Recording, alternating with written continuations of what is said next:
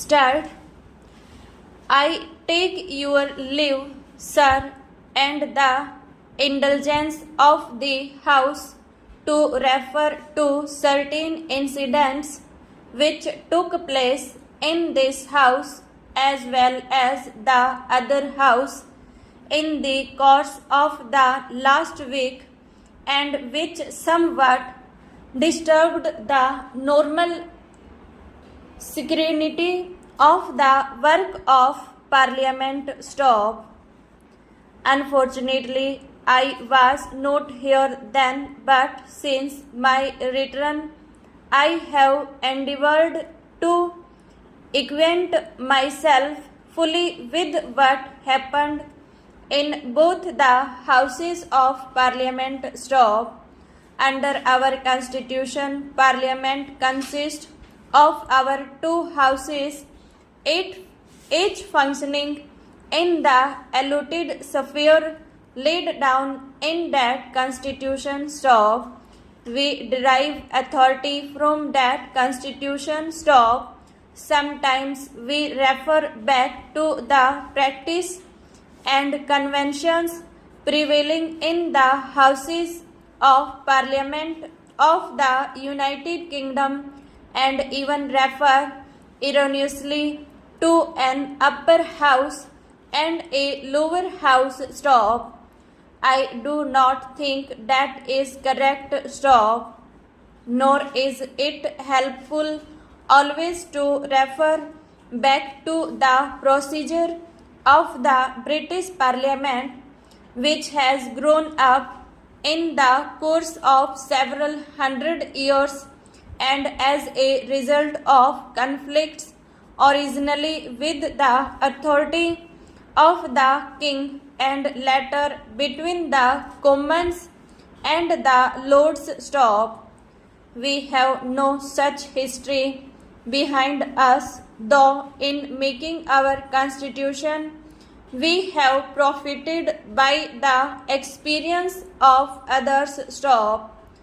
Our guide must therefore be our own constitution, which has clearly specified the functions of the House of the People and the Council of States. Stop.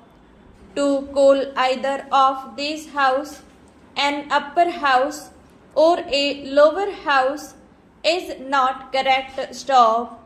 Each house has fully authority to regulate its own procedure within the limits of the Constitution. Stop. Neither house by itself constitutes Parliament. Stop. It is the two houses together that make the Parliament. Stop. It is the two houses together that make the Parliament of India. Stop. The successful working of our Constitution, as of any democratic structure, demands the closest cooperation between the two houses. Stop.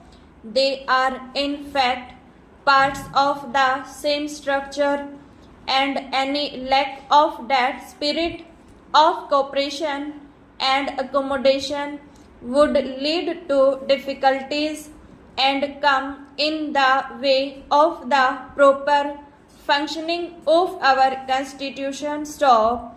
It is therefore particularly to be regretted that any sense of conflict should arise between the two houses. Stop.